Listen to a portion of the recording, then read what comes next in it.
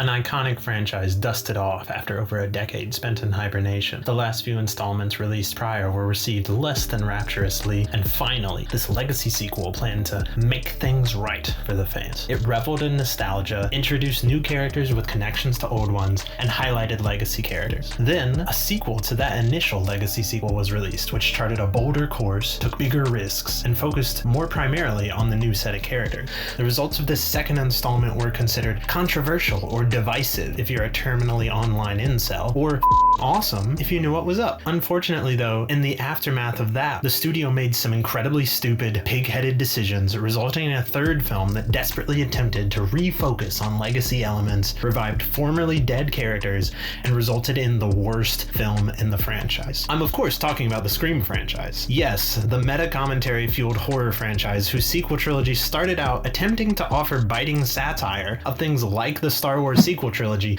has wound up becoming the very thing it swore to destroy. Scream 7 is an abysmal film in every conceivable way. It is the Rise of Skywalker of this franchise. The Scream franchise has endured through the decades thanks to a combination of clever skewering of the horror genre and dyed-in-the-wool horror credentials behind it all. It really cannot be overstated just what an unexpected match made in heaven the initial creative team of Kevin Williamson as a writer and Wes Craven as a director was, combining this meta postmodern lens with Craven's masterful horror craft. In the years since then, the franchise's quality has definitely ebbed and flowed as creative teams have evolved, but at its core, the series has at the very least attempted to keep that unique balance at the forefront. This not only separated it from other long-running slasher franchises, but continuously pushed the series to evolve in unexpected ways. Unfortunately, Scream 7 fails on just about every front, discarding any attempt at larger meta commentary on the horror genre at large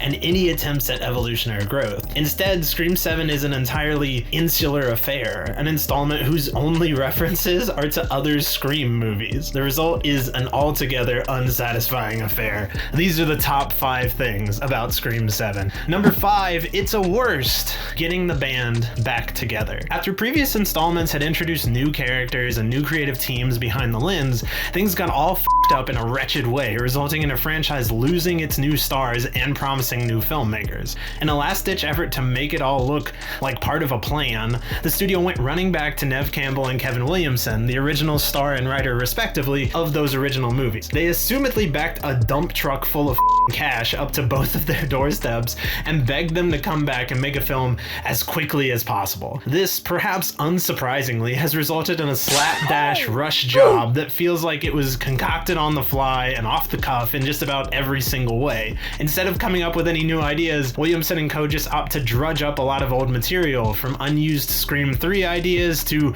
from beyond the grave returning characters. As such, Scream 7 plays like a reunion tour that goes incredibly sour in the opening number. Number 4, another worst, the melodrama. I could genuinely say I was entirely unprepared for just how absolutely dull so much of Scream 7 is. To be clear, I do not begrudge people like Campbell or Williamson returning to the franchise and getting that bag. If that's their prerogative, good for them.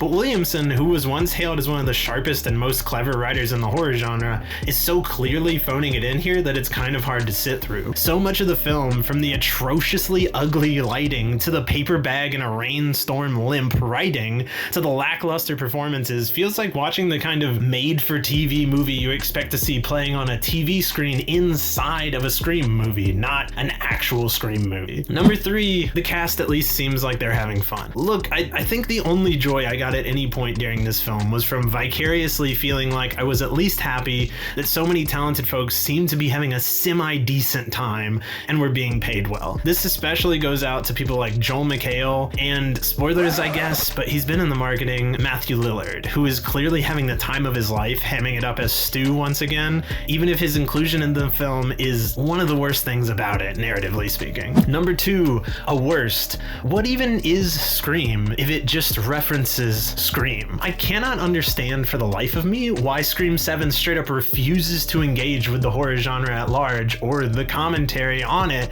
that made this franchise such a pop cultural staple in the first place. There's literally a scene in this where one of the characters begins to recite new quote-unquote rules only to be literally shushed by another character, and it never comes back up. Instead, this sequel posits the franchise as a snake eating its own tail, well. Instead of references to other horror films, audiences get ludicrously sentimental callbacks to things like lines from the first film, Sydney's jacket from the second, or Stu's house. Again, the worst thing about all of this is it just results in a movie that you've seen before. Every other scene is cribbed from an earlier Scream movie. Every idea presented is one that they found molding in the back of the franchise fridge but decided to chuck it in the microwave and serve it up to audiences anyway. It's awful stuff. And number one, the worst thing about Scream 7, the killer reveal. The reveal of the killer in any murder mystery story is kind of a make or break deal. Prior to this, the Scream movies have understood this quite well. Who the killer is and what their motivations are wind up providing the thematic core for the movie as a whole. It recontextualizes the entire run of the film, and it can either improve it or derail it entirely. Scream 7's killer reveal is straight up the most nonsensical, incoherent, and ridiculous one the franchise has ever done, which is kind of saying something when the franchise has Scream 3 in it. Not only does it not make any kind of sense to anyone with a semi-functioning brain, but it also serves to worsen an already very bad rest of the movie.